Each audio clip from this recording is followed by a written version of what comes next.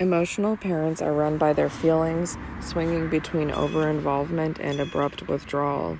They are prone to frightening instability and unpredictability. Overwhelmed by anxiety, they rely on others to stabilize them. They treat small upsets like the end of the world and see other people as either rescuers or abandoners. Driven parents are compulsively goal-oriented and super busy. They can't stop trying to perfect everything, including other people. Although they rarely pause long enough to have true empathy for their children, they are controlling and interfering when it comes to running their children's lives. Passive parents have a laissez-faire mindset and avoid dealing with anything upsetting. They're less obviously harmful than the other types, but have their own negative effects. They readily take a back seat to a dominant mate, even allowing abuse and neglect to occur by looking the other way. They cope by minimizing problems and acquiescing. Rejecting parents engage in a range of behaviors that make you wonder why they have a family in the first place. Whether their behavior is mild or severe, they don't enjoy emotional intimacy and clearly don't want to be bothered by children.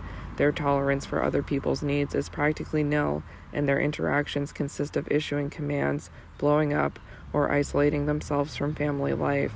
Some of the milder types may engage in stereotyped family activities, but they still show little closeness or real engagement. They mostly want to be left alone to do their thing.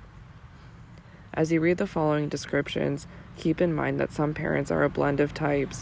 While most parents tend to fall into one category, any may be prone to behaviors that fit a different type when under certain kinds of stress. And within the following descriptions, you'll see a unifying thread. None of the types are able to consistently act in ways that would make a child feel secure about their relationship.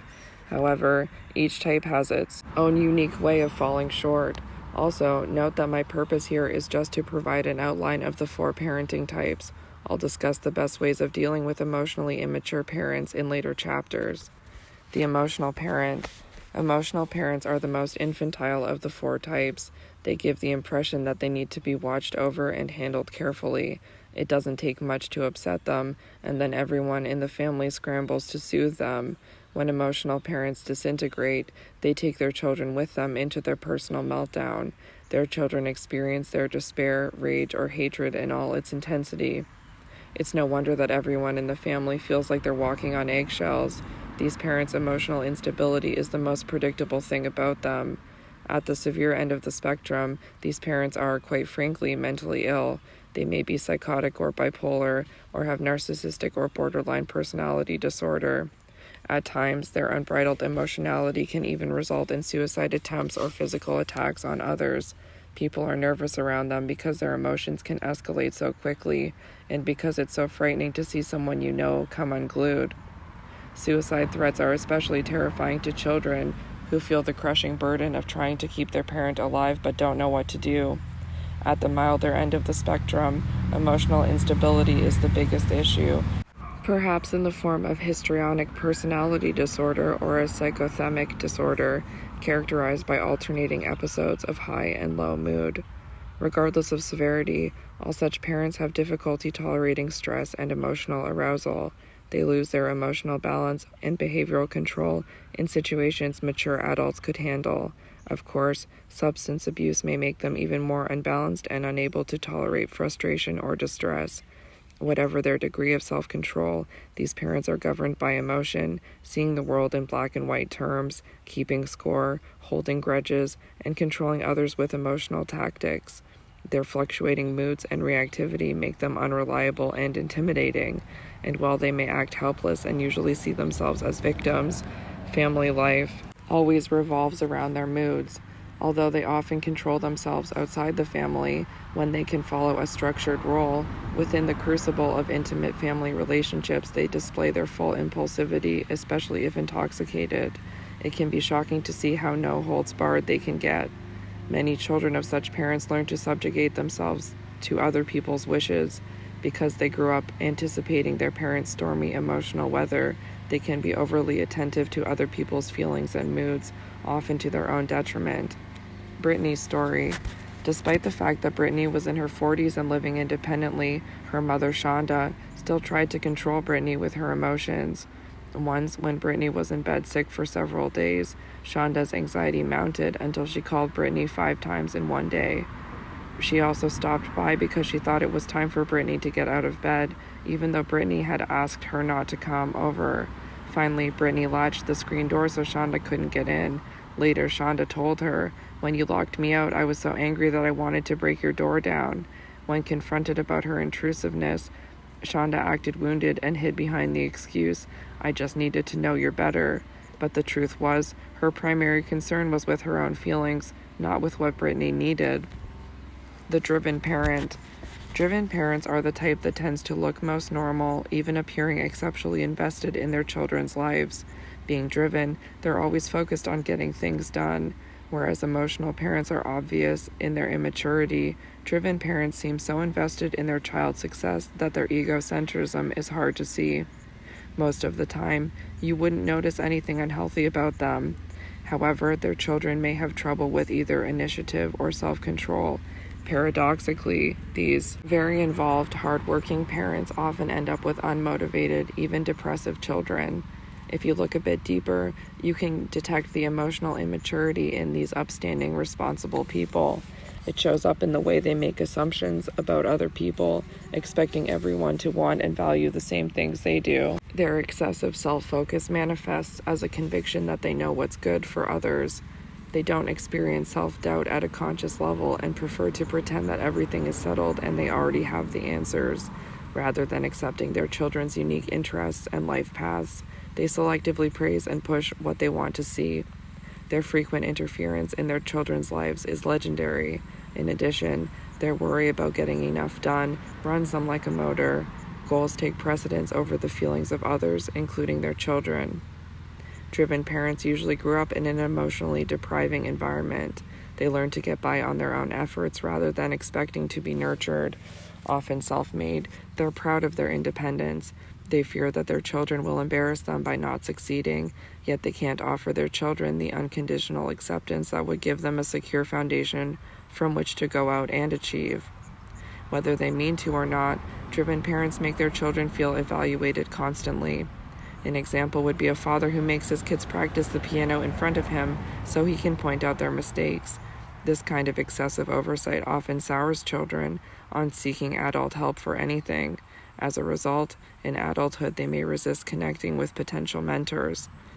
Certain they know the best way to do things, driven parents sometimes do outlandish things. One mother insisted on going to her adult daughter's house to pay her bills because she was sure her daughter wouldn't do it right. Another mother bought her son a used car he hadn't asked for and was hurt when he didn't want it. And one young man's father made his son weigh himself every day in front of him when he gained weight. If you think back to the infant attachment studies described at the beginning of this chapter, driven parents seem similar to some of the emotionally insensitive mothers of securely attached babies. Out of sync with their child's moment-to-moment experience, they don't adapt themselves to their child's needs.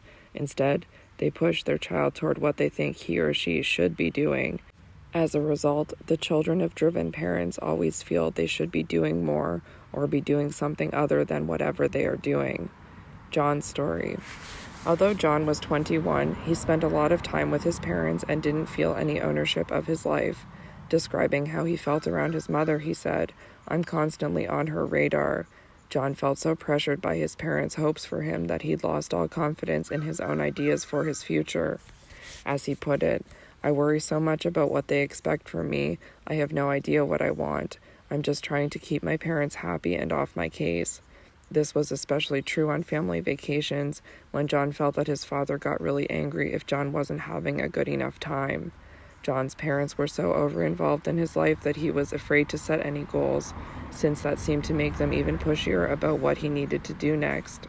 They were killing his initiative by always urging him to do a little bit more or try a little harder. At a conscious level, they wanted the best for John, but they were tone deaf when it came to respecting and fostering his autonomy. Christine's story. Christine was an attorney with a very domineering father, Joseph, who constantly pushed her to be a success. Early in our work together, she described her childhood like this: "My father controlled me. He couldn't stand anyone having a different opinion. It was absolutely intolerable to him. I was so afraid of making the wrong choice that I made a lot of decisions based on fear. It was as if my father completely owned me. Even in college, I had to be home by 11, which was extremely embarrassing, but I wouldn't have dreamed of challenging him. Joseph even tried to control Christine's thoughts. If Christine came up with an idea her father didn't like, his response was immediate, "Don't even think about it." Joseph also had a lack of empathy that made him a terrible teacher. He couldn't sense what might be terrifying to a child, so he tried to teach Christine to swim by literally dropping her in a pool. As Christine put it, he would command me to do well but didn't offer any guidance or help. I was simply ordered to be a success. To all outward appearances, Christine did become a success, but on the inside she felt a tremendous insecurity, like she didn't really know what she was doing. The passive parent. Passive parents aren't angry or pushy like the other three types, but they still have negative effects. They passively acquiesce to dominant personalities and often partner with more intense types who are also immature, which makes sense given that people with similar emotional maturity levels are attracted to one another. Compared to the other types, these parents seem more emotionally available, but only up to a point. When things get too intense, they become passive, withdraw emotionally, and hide their heads in the sand. They don't offer their children any real limits or guidance to help them navigate the world. They may love you, but they can't help you. Passive parents are as immature and self-involved as the other types, but their easygoing and often playful ways make them much more lovable than the other three types, emotional, driven, or rejecting. They are often the favorite parent and can show some empathy for their children, as long as doing so doesn't get in the way of their needs. And because they can be as egocentric as the other types, passive parents may use their child to meet their own emotional needs, primarily their need to be the focus of someone's affectionate attention. They enjoy the child's innocent openness and can get on the child's level in a delightful way. The child loves his or her time with this parent, but because the child is often filling the parent's need for an admiring, attentive companion, it becomes a kind of emotional incest. This kind of relationship is never completely comfortable for the child because it poses the risk of making the other parent jealous and may even feel sexualized. Children wisely know not to expect or ask for much help from these parents. While passive parents often enjoy their children, have fun with them, and make them feel special, the children sense that their parents aren't really there for them in any essential way. In fact, these parents are famous for turning a blind eye to family situations that are harmful to their children, leaving their kids to fend for themselves. When the mother is the passive parent, she may stay with a partner who demeans or abuses her children because she doesn't have an independent income. Such mothers often numb themselves to what's going on around them. For example, one mother later referred to her husband's violent attacks on their children with the mild statement, "Daddy could be tough sometimes." In their own upbringing, passive parents often learn to stay out of the line of fire, keeping a low profile and subjugating themselves to stronger personalities. As adults, it doesn't occur to them that they have a mission, not only to have fun with their own children, but to protect them. Instead, they go into a kind of trance during the worst times, retreating into themselves or finding other passive ways to weather the storm. In addition to unthinkingly abandoning their children when the going gets rough, these parents may leave the family if they get a chance at a happier life. If the passive but more emotionally connected parent leaves the family for any reason, the wound to the child can be especially deep, since the abandonment came from the parent who meant the most to the child. Children who adored a passive parent can become adults who make excuses for other people's abandoning behavior. As children, they believed nothing could be done about their childhood situation and that the passive parent was truly helpless. They're often taken aback by the idea that their wonderful, nice parent actually had a responsibility to stand up for them when they couldn't protect themselves as children. They've never considered that parents have a duty to put their children's emotional welfare at least on an even footing with their own interests. Molly's story. Molly's mother was a short-tempered, physically abusive woman who worked long hours and usually came home in a foul mood. Her father was a sweet, affectionate man who was usually in good spirits. He was fond of puttering in the garage when he wasn't at work, so Molly was mostly left in the care of her abusive, demeaning older sister, apparently with no consideration of how Molly might be treated. Molly's safe haven was her relationship with her father.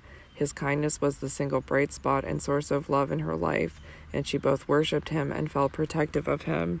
It never occurred to her to expect him to protect her. For example, once when her mother flew into a rage and was beating Molly in the den, she heard her father banging pots around in the kitchen.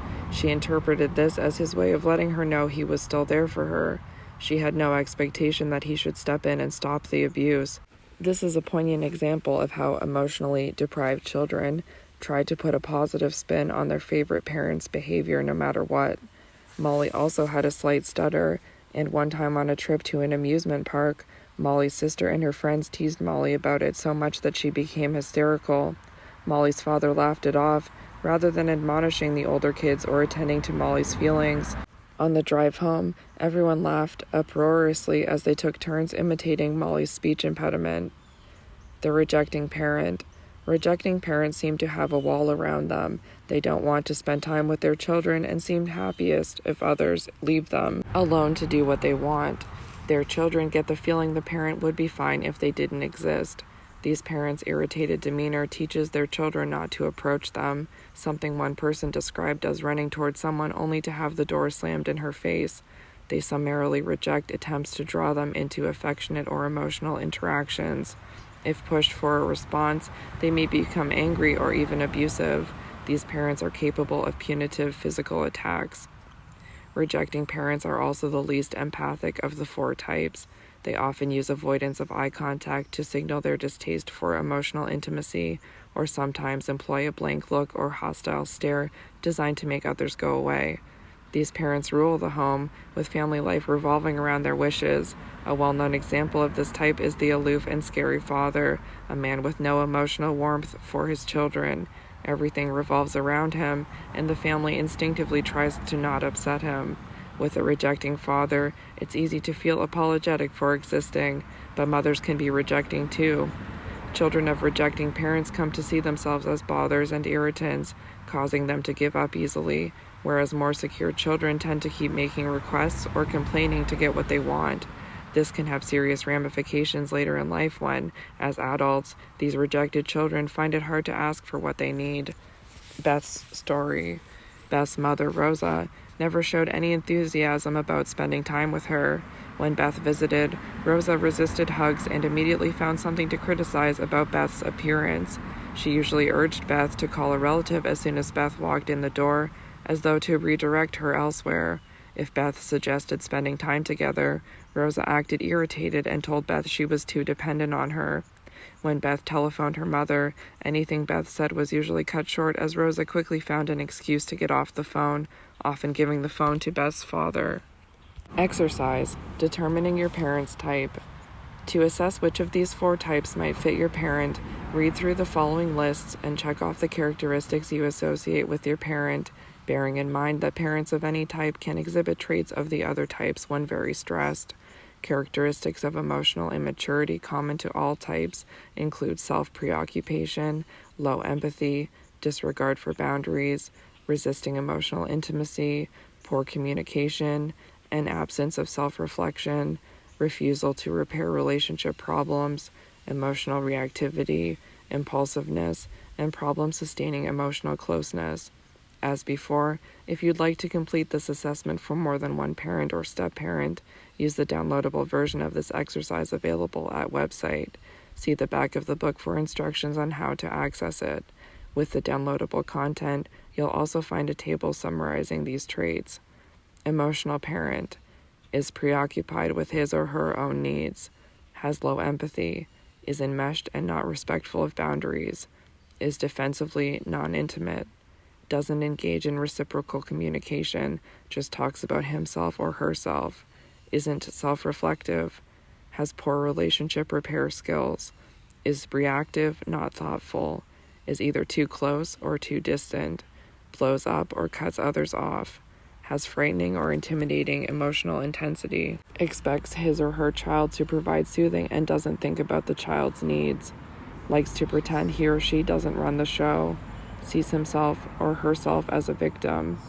Driven parent is preoccupied with his or her own needs, has low empathy, is enmeshed and not respectful of boundaries, is defensively non-intimate, doesn't engage in reciprocal communication, just talks about himself or herself, isn't self-reflective, has poor relationship repair skills, is reactive, not thoughtful, is either too close or too distant, has rigid values and perfectionistic expectations, is goal-obsessed and busy with machine-like tunnel vision, sees his or her child as a reflection without considering what the child wants, likes to run the show, sees himself or herself as a fixer, passive parent, is preoccupied with his or her own needs, has limited empathy, is enmeshed and not respectful of boundaries, can be sporadically emotionally intimate, engages only minimally in reciprocal communication, mostly talks about himself or herself, isn't self-reflective,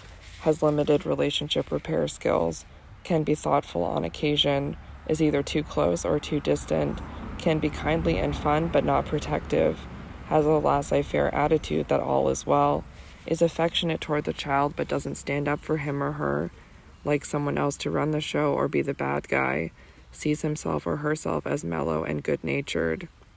Rejecting parent, is preoccupied with his or her own needs, shows no empathy, has impenetrable boundaries, seems disconnected and hostile, seldom engages in communication, isn't self-reflective, has no relationship repair skills, is reactive, attacking, and demeaning, is too distant, ignores his or her child or can be rageful toward the child, is often rejecting and angry, sees his or her child as a bother and doesn't want to get near the child, likes to mock and dismiss, sees himself or herself as independent from others.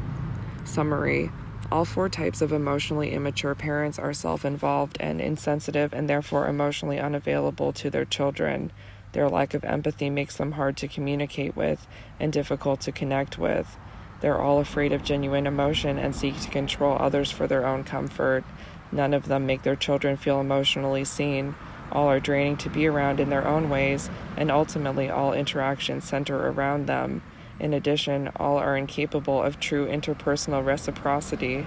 Although there are four general types of emotionally immature parent, their children tend to fall into just two main categories: internalizers and externalizers. In the next chapter, we'll take a look at these two very different coping styles. Chapter 5: How different children react to emotionally immature parenting. When immature parents can't engage emotionally and give their children enough attention or affection, their children cope by imagining healing fantasies about how their unmet emotional needs will be fulfilled in the future. They also cope by finding a special family role, creating what I call a role self. The role self is designed to get some kind of attention from a preoccupied parent. In this chapter, we'll begin by looking at healing fantasies and role selves, and then explore two very different coping styles that children use in order to deal with emotional neglect, internalizing or externalizing. Unfortunately, neither coping style allows a child to fully develop his or her potential. Because of their parents' self-preoccupation, these children are likely to feel that their true selves aren't enough to engage their parents. As a result, they start believing that the only way to be noticed is to become something other than who they really are.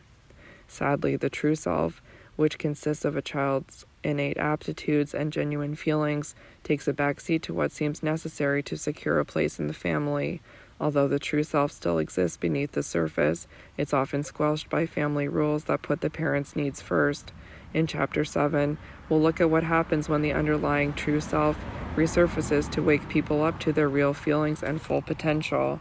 But for now, let's look at how healing fantasies and family roles affect people in both childhood and adult life. The origins of healing fantasies. Having immature parents forces children to adjust to their parents' emotional limitations. Children react to emotionally immature parenting in a number of ways as they attempt to be noticed, cared for, and engaged with. But the one thing all emotionally deprived children have in common is coming up with a fantasy about how they will eventually get what they need. As children, we make sense of the world by putting together a story that explains our life to us.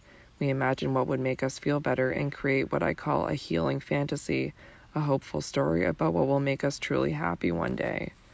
Children often think the cure for their childhood pain and emotional loneliness lies in finding a way to change themselves and other people into something other than what they really are. Healing fantasies all have that theme. Therefore, everyone's healing fantasy begins with, if only. For instance, people may think that they'd be loved if only they were selfless or attractive enough, or if only they could find a sensitive, selfless partner, or they may think their life would be healed by becoming famous or extremely rich, or making other people afraid of them. Unfortunately, the healing fantasy is a child solution that comes from a child's mind, so it often doesn't fit adult realities. But whatever the healing fantasy, it gives a child the optimism to get through a painful upbringing in hopes of a better future. Many people have survived a miserable childhood in this way. The hopeful fantasy of one day being loved and attended to keeps them going. How healing fantasies affect adult relationships. As we grow into adulthood, we secretly expect our closest relationships to make our healing fantasies come true. Our subconscious expectations for other people come straight from this childhood fantasy world. We believe that if we keep at it long enough, we will eventually get people to change. We might think our emotional loneliness will finally be healed by a partner who always thinks of our needs first, or a friend who never lets us down. Often these unconscious fantasies are quite self-defeating. For example, one woman secretly believed that if only she could make her depressed father happy, she would finally be free in her own life to do what she wanted. She didn't realize she was already free to live her own life, even if her father stayed miserable. Another woman was sure she could get the kind of love she longed for from her husband if she did everything he wanted. When he still didn't give her the attention she thought she'd earned, she was furious with him. Her anger covered the anxiety she felt when she realized her healing story wasn't working, even though she'd given it her best shot. Since childhood, she had been sure she could make herself lovable by being a good person. We usually have no idea that we're trying to foist a healing fantasy on someone, but it can be seen in the little tests of love we put people through. It's easier for an outsider to see how unrealistic the fantasy is.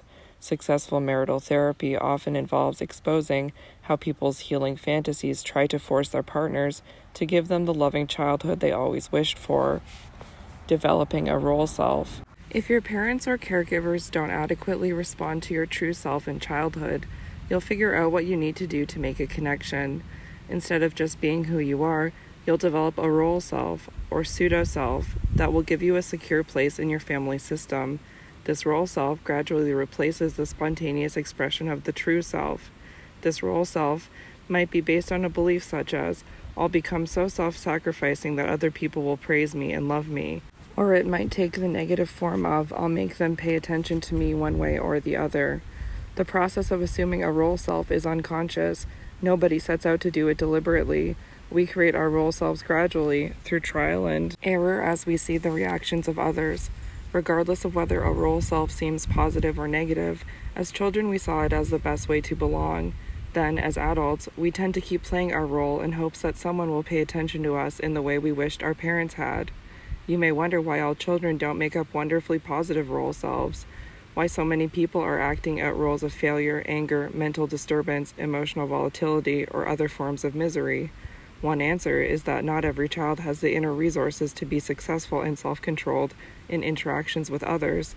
Some children's genetics and neurology propel them into impulsive reactivity instead of constructive action. Another reason negative role selves arise is that it's common for emotionally immature parents to subconsciously use different children in the family to express unresolved aspects of their own role self and healing fantasies. For instance, one child may be idealized and indulged as the perfect child, while another is tagged as incompetent, always screwing up and needing help. How parents influence development of the role self. An example of a parent who pressures a child into a role self would be an insecure mother who reinforces the fears of a clingy, anxious child to give herself a secure role as the center of that child's life. Finally, someone really needs me. Another example would be a father with unresolved feelings of inadequacy who belittles his son in order to feel strong and capable in comparison. I'm the competent one who has to correct everyone else. Or perhaps both parents turn a blind eye to their own underlying anger and self-centeredness and see these traits in their child instead. We're loving parents, but our kid is mean and disrespectful. Few parents consciously intend to undermine their child's future, but their own anxieties may make them see their own negative undesired qualities in their children. This is a powerful psychological defensive reaction that's beyond their conscious control. As a child, if you found a role that fit your parents' need like a key in a lock, you probably would have quickly identified with this self role. In the process, your true self would have become more invisible as you transformed into what your family system needed you to be. This kind of disinvestment from your true self can sabotage your intimate relationships as an adult. You can't forge a deep and satisfying relationship from the position of a role self. You have to be able to express enough of your true self to give the other person something real to relate to. Without that, the relationship is just play acting between two role selves. Another problem with the role self is that it doesn't have its own source of energy. It has to steal vitality from the true self. Playing a role is much more tiring than just being yourself because it takes a huge effort to be something you are not. And because it's made up, the role self is insecure and afraid of being revealed as an imposter. Playing a role self usually doesn't work in the long run because it can never completely hide people's true inclinations. Sooner or later, their genuine needs will bubble up. When people decide to stop playing the role and live more from their true self, they can go forward with more lightness and vitality. Exercise. Identifying your healing fantasy and role self. You'll need 2 pieces of paper for this exercise. At the top, title 1 Healing Fantasy and the other Role Self. This first part of this exercise will help you explore and identify your own healing fantasy. At the top of your healing fantasy page, copy and complete the following sentences. Don't think about it too much, just write down what immediately comes to you. I wish other people were more. Why is it so hard for people to? For a change, I would love someone to treat me like. Maybe one of these days I'll find someone who will. In an ideal world with good people, other people would. Now we'll use a similar process to help you discover your role self. On your role self page, copy and complete the following sentences, again writing down the first thing that comes to mind. I try hard to be. The main reason people like me is because other people don't appreciate how much I always have to be the one who. I've tried to be the kind of person who. After completing the sentences, use the words and ideas from your responses to write 2 short descriptions, one for your healing fantasy and one for your role self. These descriptions will reveal your secret ideas about how other people should change in order to make you feel valued and how you think you must behave to be loved. Finally, write a short summary about what it's been like trying to get others to change and how it has felt to play the role self you've described in this exercise. Do you want to keep these fantasies and roles, or are you ready to explore and express your true individuality? If you're ready to live more in keeping with your true self, the rest of the book will help you do just that. 2 styles of coping with emotionally immature parents. Healing fantasies and role selves are as unique as the children who invent them, but overall, children with emotionally immature parents cope with emotional deprivation in one of 2 ways, either internalizing their problems or externalizing them. Children who are internalizers believe it's up to them to change things, whereas externalizers expect others to do it for them. In some circumstances, a child might hold both beliefs, but most children primarily adopt one coping style or the other as they struggle to get their needs met. Which style you've adopted is probably more a matter of personality and constitution than choice, and ultimately, both styles are an attempt to get needs met. As people move through life, they may go through periods of being more internalizing or externalizing, but their basic nature is likely to lean more one way than the other. However, the ideal is to balance these 2 approaches so that internalizers learn to seek help externally from others, and externalizers learn to look inside themselves for control. Internalizers. Internalizers are mentally active and love to learn things. They try to solve problems from the inside out by being self-reflective and trying to learn from their mistakes. They're sensitive and try to understand cause and effect. Seeing life as an opportunity to develop themselves, they enjoy becoming more competent. They believe they can make things better by trying harder, and they instinctively take responsibility for solving problems on their own. Their main sources of anxiety are feeling guilty when they displease others and the fear of being exposed as imposters. Their biggest relationship downfall is being overly self-sacrificing and then becoming resentful of how much they do for others. Externalizers. Externalizers take action before they think about things. They're reactive and do things impulsively to blow off anxiety quickly. They tend not to be self-reflective, assigning blame to other people and circumstances rather than their own actions. They experience life as a process of trial and error, but rarely use their mistakes to learn how to do better in the future. They're firmly attached to the notion that things need to change in the outside world in order for them to be happy, believing that if only other people would give them what they want, their problems would be solved. Their coping style is frequently so self-defeating and disruptive that other people have to step in to repair the damage from their impulsive actions. Externalizers feel that competent people owe them help and tend to believe that good things have come to other people rather unfairly. Regarding self-image, they either have very low self-confidence or a sense of inflated superiority. They depend on external soothing, which makes them susceptible to substance abuse, addictive relationships, and many forms of immediate gratification. Their main source of anxiety is that they will be cut off from the external sources their security depends upon. Their biggest relationship problems include being attracted to impulsive people and being overly dependent on others for support and stability. Understanding the externalizer's worldview. It's hard to know which coping style has it worse. Internalizers certainly suffer more consciously, but their tendency to blame themselves has the silver lining of eliciting reassurance and support from others. In contrast, externalizers engage in behaviors that often exasperate and anger others, so when they need help, others typically want to keep their distance.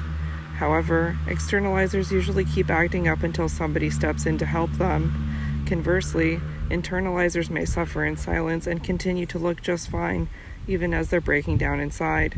Often people don't offer internalizers assistance because they don't realize they need it. This book will probably appeal mostly to people who are internalizers because it's designed to help people understand themselves and others, which typically isn't a strong interest of externalizers. Still, it's important for internalizers to understand the worldview of externalizers in order to deal with them more effectively, especially because most emotionally immature parents are externalizers and struggle against reality rather than coping with it. They blame the outside world for their problems as if reality were at fault. If you think this sounds like the behavior of a young child, you're exactly right. Externalizing keeps people from growing psychologically and is therefore associated with emotional immaturity. Internalizing, on the other hand, promotes psychological development through the use of self-reflection. Because I'll cover internalizers in depth in Chapter 6, the rest of this chapter discusses various aspects of externalizing. Externalizers create a vicious cycle of self-defeat. Externalizing tends to elicit punishment and rejection. In contrast to well-behaved internalizers, externalizers act out their anxiety, pain, or depression. They do impulsive things to distract themselves from their immediate problems. Although this may help them feel better temporarily, it creates more problems down the road. When externalizers have to face the consequences of their impulsivity, they're vulnerable to strong but brief feelings of shame and failure. However, they usually use denial to avoid shame, rather than wondering whether or how they might need to change. This lands them in a vicious cycle of impulsivity followed by feelings of failure that prompt still more impulsivity. As a result, externalizers repeatedly feel brief bursts of low self-worth and a sense of being bad. To avoid total self-hatred, they rid themselves of shame by blaming others and making excuses. This strategy doesn't win them much sympathy, except among fellow externalizers, so they often end up without the emotional support they were seeking. Externalizers seek solutions outside themselves. Externalizers don't get a chance to grow or learn from mistakes because they expel stress as soon as it hits. Believing their problems need to be solved by someone else, they look to others to make them feel better, sometimes with a hint of resentment about not being helped sooner. You might picture them as always looking for an external power source to plug into, while internalizers have their batteries included. Of course, sometimes internalizers need a recharge, but they don't routinely make their problem someone else's issue. Left unchecked, an early externalizing coping style results in emotional immaturity. Most emotionally immature parents have an externalizing coping style. Because they're always looking outside themselves to feel better, externalizers don't work to develop better self-control. They get overwhelmed by emotion and either deny the seriousness of their problems or blame other people. Externalizers think reality should conform to their wishes, whereas more mature people deal with reality and adapt to it. Externalizing in children promotes emotional dependency and enmeshment with the parents' dynamics. Furthermore, emotionally immature parents may indulge in externalizing child because doing so distracts them from their own unresolved issues. When dealing with an out-of-control child, parents don't have time to think about their own pain from the past. Instead, they can take on the role self of the strong parent helping a weak and dependent child who couldn't get along without them. Although externalizing children often struggle with behavioral problems, impulsivity, emotional volatility, and even addictions, these ways of acting out have the advantage of making their distress visible. Their pain doesn't stay unseen, as it does with internalizers, though it may be misinterpreted as defiance, opposition, or senseless troublemaking. Externalizers exist along a continuum of severity. Externalizing exists along a continuum of severity. At the extreme end are predatory sociopathic people who see others as resources to exploit, with no regard for their rights or feelings. Milder or quieter externalizers can look like internalizers because they're so non-confrontational, but they can be identified by their belief that others should change. That said, milder externalizers may be amenable to growth and self-reflection as they get older. An example of a mild externalizer was a man who came to therapy because he frequently lost control when stressed and shouted at his wife and kids. He had been raised in a rigid family in which he was hit and humiliated if he made a mistake, so he had had plenty of role models for externalizing behavior. However, because he sincerely wanted things to be better at home, he worked hard to accept his wife and children as sensitive people in their own right, who needed to be worked with rather than overpowered. Mild externalizers can show up in many forms. As mentioned, on the surface they may even seem to be internalizers. The key is whether they blame others for their unhappiness, as in the next story, Rodney's story. On the surface, Rodney seemed to be an empathic internalizer who tried to keep everybody happy. He allowed his wife, Sasha, to tell him what he could and couldn't do, giving her full veto power over his activities. He came to therapy because he was depressed and felt he had lost himself. He was afraid of making Sasha mad and never challenged her because he feared she would leave him. Outwardly, he declared himself responsible for his choices, but he secretly blamed Sasha for restricting his life. In true externalizing fashion, he saw her as controlling his happiness and unhappiness and felt that he wasn't free to do what he wanted without her permission. Rodney had grown up with an overbearing mother who didn't give him much real nurturance, and as an adult he still saw himself in the role of an overpowered child, now controlled by Sasha. In one therapy session, he pictured himself as a prisoner, a man in chains, a highly externalizing image. Rodney wasn't flamboyantly demanding like many externalizers, but just the same, he believed the solutions to his problems were up to someone else. Until he began to recognize this dynamic, he remained just as stuck in his problems as a more severe externalizer. Fortunately, after being in therapy a while, Rodney saw what he'd been doing and began to speak up for himself. Sasha had no idea he was so upset. She had simply been taking the lead because Rodney never expressed his wishes. Externalizers can be abusive siblings. Many of my clients who are internalizers have lived with out-of-control externalizing siblings. These clients all had the same situation. A predatory, indulged sibling, whether older or younger, made life miserable for them as children while their parents did nothing to intervene. If the sibling was bored or upset, he or she took it out on the client. Their parents often saw the externalizing siblings as special in some way and let them get away with all kinds of bad behavior. In some cases, this even took the form of sexual abuse, which my clients either didn't report because they thought their parents wouldn't believe them, or did report, only to have their parents defend the abusive sibling. Externalizing siblings can also perpetrate emotional abuse, ruling the family with their troubles and tantrums. While the internalizers felt like they couldn't get away with anything, their externalizing siblings were let off the hook repeatedly. Emotionally immature parents often placate or rescue externalizing children. Often this seems like the only solution because the externalizers keep making impulsive choices that make their lives unmanageable.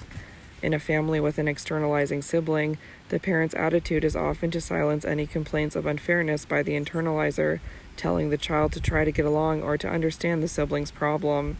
For the parent, nothing is worth getting a kid who externalizes upset.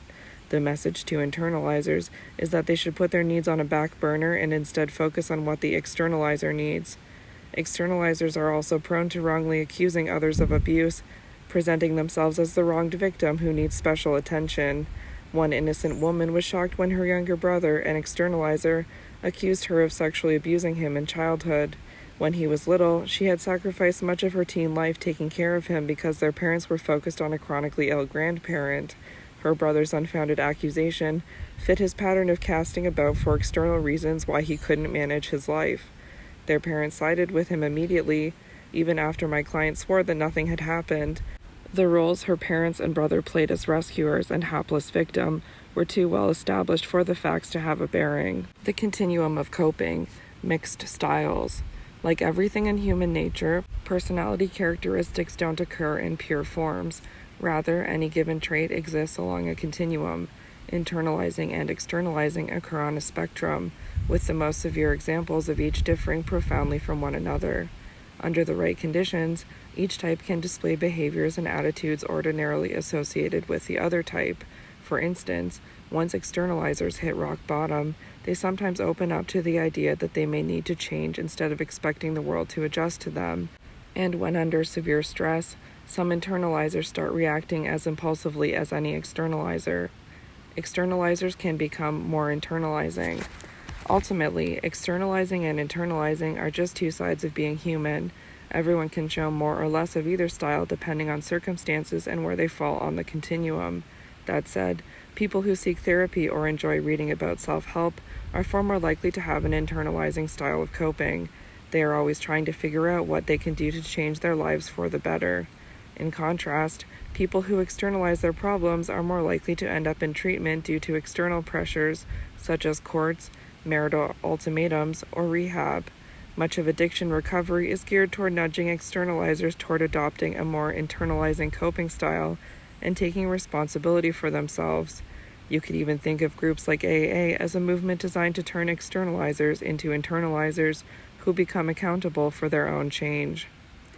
Internalizers can externalize when under stress. On the other hand, internalizers can slip into externalizing when they get overly stressed or lonely. Sometimes overly self-sacrificing internalizers start acting out their distress through affairs or superficial sexual liaisons. They often feel tremendous shame and guilt about this and are terrified that they'll be found out, yet they're attracted to these liaisons as an escape from an emotionally or sexually barren life. Having an affair helps them feel alive and special again and offers the possibility of getting their needs for attention met outside of their primary relationship without rocking the boat. Most of the time, they first try to talk to their partner about their unhappiness, since their instinct is to take responsibility for solving problems. But if their partner doesn't listen or, worse, rebuffs these overtures, internalizers may go on the lookout for someone to save them, a classic externalizer approach. Maybe this helps explain many midlife crises, wherein previously responsible people seem to reverse some of their values in surprising ways. They seem to suddenly reject obligations and responsibilities as they seek a more personally rewarding life. But in light of the typical internalizer profile, perhaps the midlife metamorphosis isn't so sudden or surprising after all. Maybe it's a result of years of self-denial, followed by the internalizer's realization that other people's needs have come first way too many times. Substance abuse is another way that internalizers can adopt an externalizing solution under stress, as you can see in the following story. Ron's story. Ron was a lifelong internalizer with chronic back pain who constantly tried to please his self-involved mother and critical boss. He originally came to therapy with an internalizer's perspective, looking for ways he could change his life. But as work stresses increased and he began to feel the loneliness and lack of support in his life, he started externalizing by taking more pain medication and drinking more. Finally, Ron confessed to me that he thought he was going too far in abusing alcohol and pills, and shortly thereafter he sought residential treatment to get his addiction under control. With specialized care, he was able to return to using his own inner coping as the way to solve his problems, rather than turning to the externalizing escape of drugs. Exercise. Identifying your coping style. This exercise will help you identify whether you tend to be more of an internalizer or externalizer. If you'd like to use the checklists below to assess other people and see which coping style seems to characterize them, use the downloadable version of this exercise available at website. See the back of the book for instructions on how to access it. With the downloadable content, you'll also find a table summarizing these traits. You might want to print it out and keep it at hand so you can use it to quickly peg others' coping styles. Note that the attributes listed below lie at the extreme ends of the spectrum. accentuating the basic differences in how these two types approach life's challenges. As a reminder, in real life, people are likely to exist somewhere along a continuum for these traits. Still, most people will resemble one type more than the other. Externalizer traits. Approach to life. Living in the present moment and not considering future consequences. Thinking solutions come from the outside. Looking to others to improve things. What should someone else do to make things better? Taking immediate action and thinking later. Underestimating difficulties. Response to problems. Reacting to whatever is going on. Viewing problems as someone else's fault. Blaming circumstances. Getting others involved in their problems. Denying or escaping reality to feel better. Psychological style. Being impulsive and self-focused. Believing emotions have a life of their own. Getting mad easily. Having no interest in the inner psychological world. Relationship style. Expecting others to provide help. Thinking others should change to improve the situation. Expecting others to listen and tending to engage in monologue. Demanding that others stop nagging. Internalizer traits. Approach to life. Worrying about the future. Thinking solutions start on the inside. Being thoughtful and empathic. What can I do to make things better? Thinking about what could happen. Overestimating difficulties. Response to problems. Trying to figure out what's going on. Looking for their role in causing a problem. What's my part in this? Engaging in self-reflection and taking responsibility. Figuring out problems independently and working on them. Dealing with reality as it is and being willing to change. Psychological style. Thinking before acting. Believing emotions can be managed. Feeling guilty easily. Finding the inner psychological world fascinating. Relationship style. Thinking about what others need first. Considering changing self to improve the situation. Requesting dialogue about a problem. Wanting to help others understand why there's a problem. If your results indicate that you're primarily an internalizer, you may feel exhausted from trying to do too much of the emotional work in your relationships. The next chapter will explore the internalizing characteristics that prompt you to do too much for others. If, on the other hand, your results indicate that you're primarily an externalizer, you might want to ask others for feedback on how you're coming across. You might be wearing out your support systems. Balance is the key. People who fall at the extremes of either coping style usually have significant problems in living. Extreme externalizers tend to develop physical symptoms or get in trouble with their behavior, while extreme internalizers are prone to emotional symptoms like anxiety or depression. If you review the checklists in the preceding exercise, you'll see that any of the traits could be a benefit or a liability depending on the circumstances. For instance, you can see that internalizers could develop self-defeating tendencies toward inaction, not speaking up, and avoiding asking for help. Conversely, although externalizers may find their life a mess, their impulsive style often makes them more willing to take action and try different solutions. Sometimes that kind of impetuousness is exactly what's needed, so in some situations it can be a strength. Under the right conditions, each style might be useful. Ultimately, problems tend to arise when people get stuck at the extreme of either coping style. Still, the overall externalizer profile does reflect a personality that's generally more unrealistic and less adaptive. This is because the extreme externalizer's immature coping mechanisms simply don't work well for successful relationships, nor do they promote mature psychological development.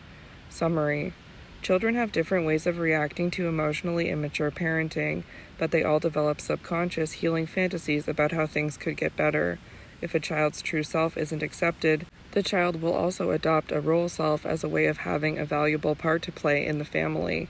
In addition, children develop two main coping styles in response to emotionally immature parenting: internalizing or externalizing.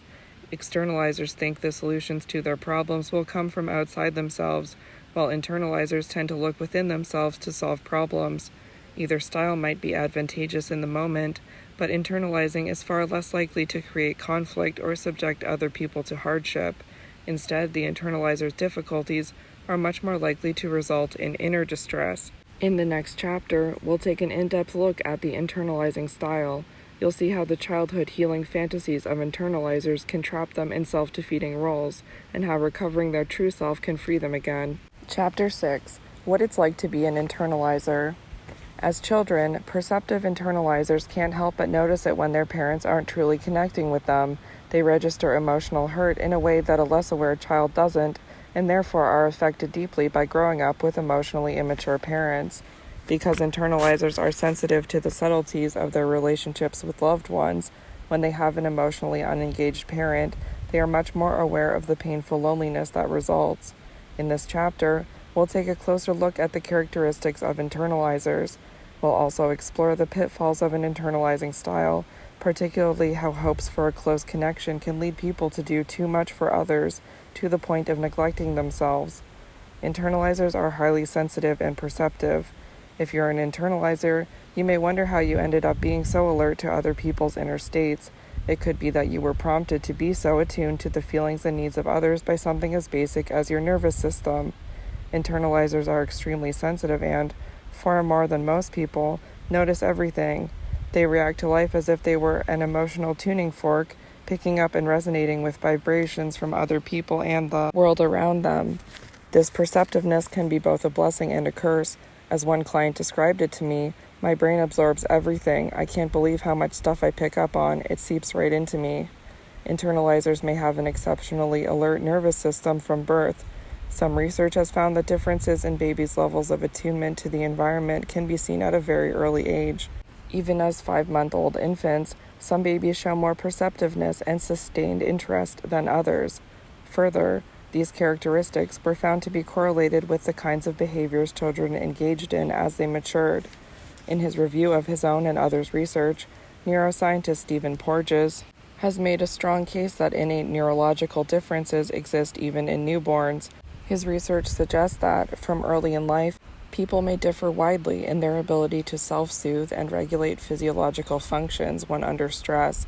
To me, this seems to indicate the possibility that a predisposition to a certain coping style may exist from infancy. Internalizers have strong emotions. Internalizers don't act out their emotions immediately, like externalizers do, so their feelings have a chance to intensify as they're held inside. And because they feel things deeply, it isn't surprising that internalizers are often seen as overly sensitive or too emotional. When internalizers experience a painful emotion, they're much more likely to look sad or cry, just the sort of display an emotionally phobic parent can't stand. On the other hand, when externalizers have strong feelings, they act out in behavior before they experience much internal distress. Therefore, other people are likely to see externalizers as having a behavior problem rather than an emotional issue, even though emotions are causing the behavior. Emotionally immature parents may yell at or punish externalizers for their behavior, whereas they're more likely to dismiss or reject internalizers' feelings with shaming, contempt, or derision. And while externalizers are told that their behavior is a problem, internalizers get the message that their very nature is the problem. For example, one woman's father sarcastically said that if she ever wrote a book about her life, she should call it Crying Over Spilt Milk. She was deeply hurt because she knew her emotional intensity was a characteristic she could never change. Her father's sarcasm had zeroed in on her very core. Internalizers have a deep need for connection. Because they're so attuned to feelings, internalizers are extremely sensitive to the quality of emotional intimacy in their relationships. Their entire personality longs for emotional spontaneity and intimacy, and they can't be satisfied with less. Therefore, when they're raised by immature and emotionally phobic parents, they feel painfully lonely. If there's anything internalizers have in common, it's their need to share their inner experience. As children, their need for genuine emotional connection is the central fact of their existence. Nothing hurts their spirit more than being around someone who won't engage with them emotionally. A blank face kills something in them. They read people closely, looking for signs that they've made a connection. This isn't a social urge, like wanting people to chat with. It's a powerful hunger to connect heart to heart with a like-minded person who can understand them.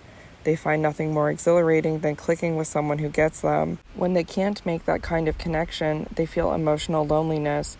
From Chapter 4, you may recall that this need for emotional responsiveness and reciprocal interaction from the parent is normal in securely attached babies.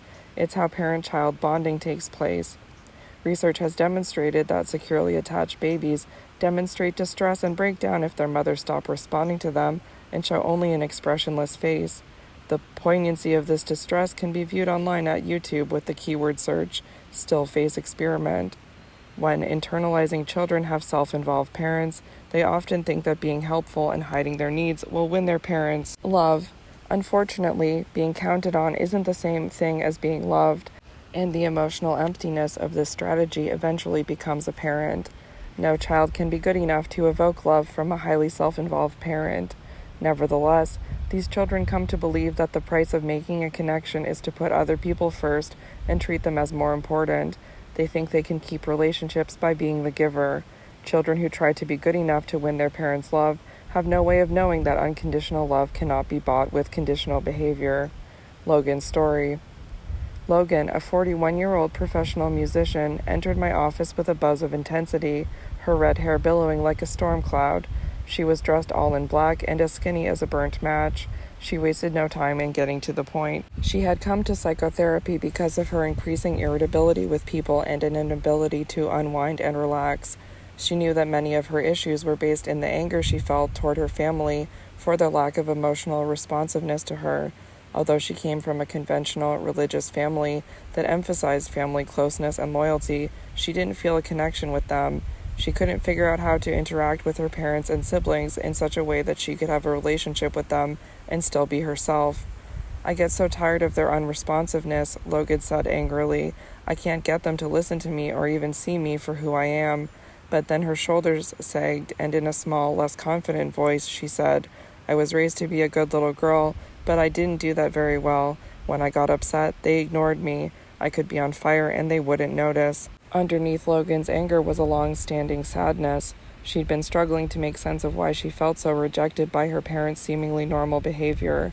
Her feelings of isolation didn't match the official family story of loving togetherness. She wondered whether something was wrong with her. Perhaps she had always been too much for them. As an internalizer, Logan had a strong need for authentic emotional connection.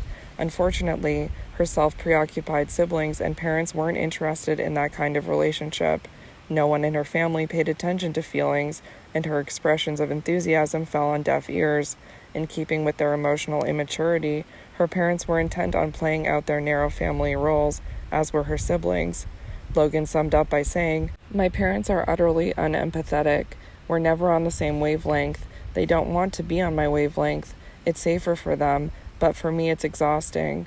Try as she might, Logan couldn't turn herself into the kind of conventional person her emotionally immature parents could relate to, and she felt defeated in her attempts to have more real closeness with them. Her failed efforts had sent her into a crisis of self-doubt and intense confusion. Was she crazy for needing so much from them? Logan had been on fire with emotional pain for a long time, but no one had noticed because she was so smart and successful. Yet despite her accomplishments, Logan's lack of emotional closeness with her family left her feeling empty inside. To compensate for this lack of connection, Logan often tried to make people smile and feel good. She felt she would be valued only for what she could do for others, not for who she was. Internalizers have strong instincts for genuine engagement. Feelings of isolation and disconnection are stressful, but have you ever thought about why? Is it just less pleasant or less fun to be by yourself?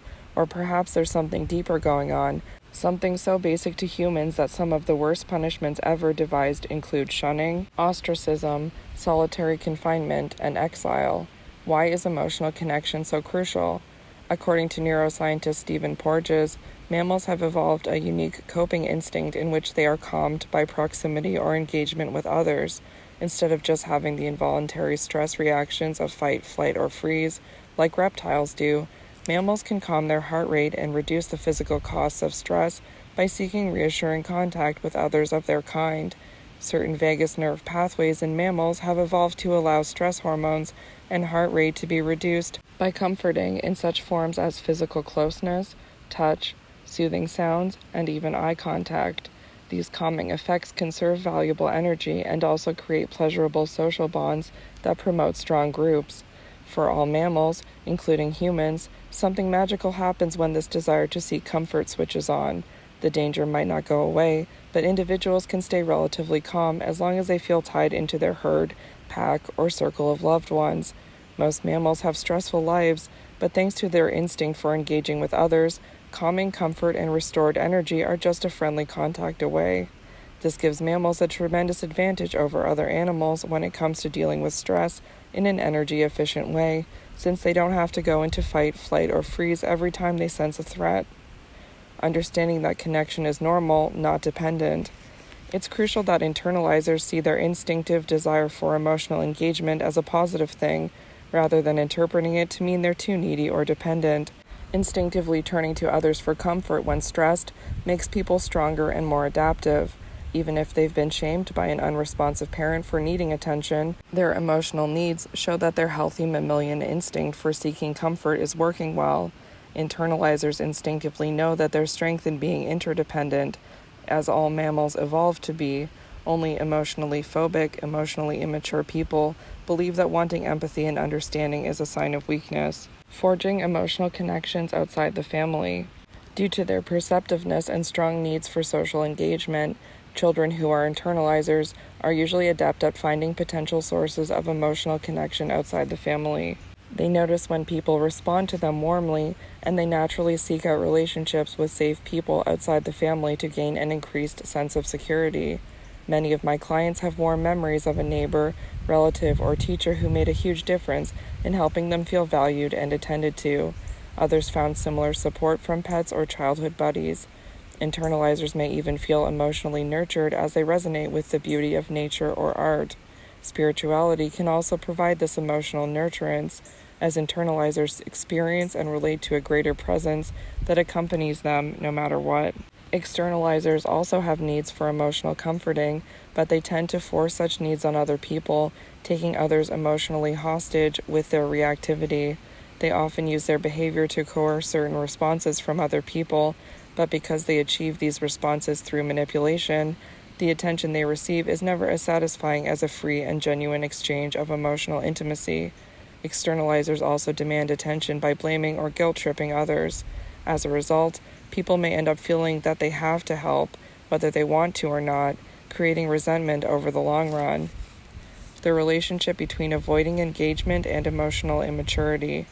Most emotionally immature people tend to be externalizers who don't know how to calm themselves through genuine emotional engagement. When they feel insecure, instead of seeking comfort from other people, they tend to feel threatened and launch into fight, flight, or freeze behaviors.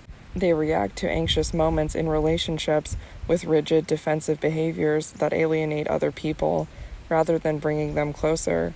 Anger, blame, criticism, and domination are all signs of poorly functioning skills in seeking comfort.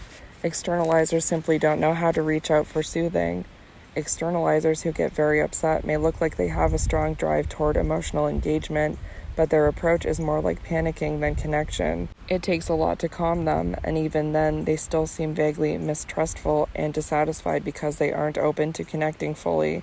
Trying to calm an upset externalizer is an unsatisfying experience for both people, as the person providing comfort has no sense of truly helping.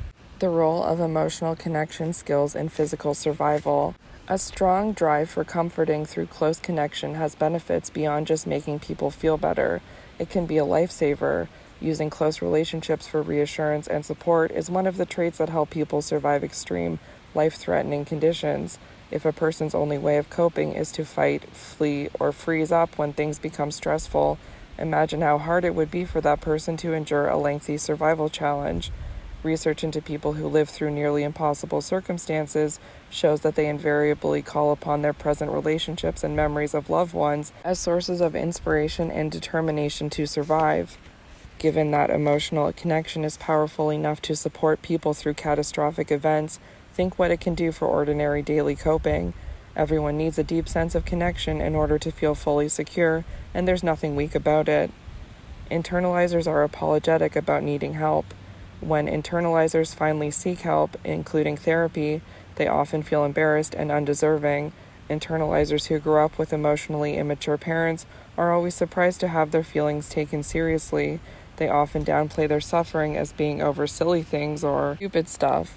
Some even comment that they shouldn't be taking up therapy time when there are so many other people who need help more than they do, probably indicating that they grew up in a family where attention-demanding externalizers were the only ones deemed in need of help.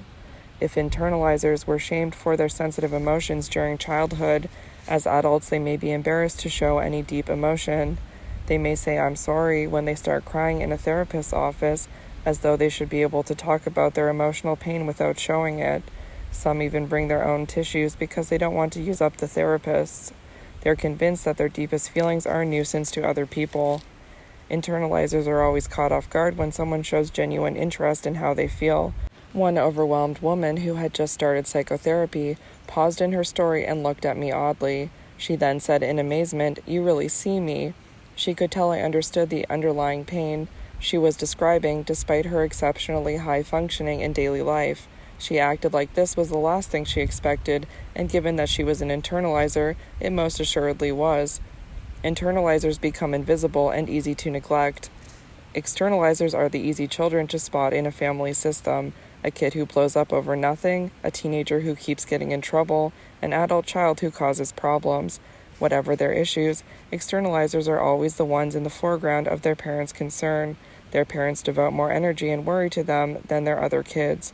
Internalizers often appear to need less attention and nurturance than externalizers because they rely on their inner resources.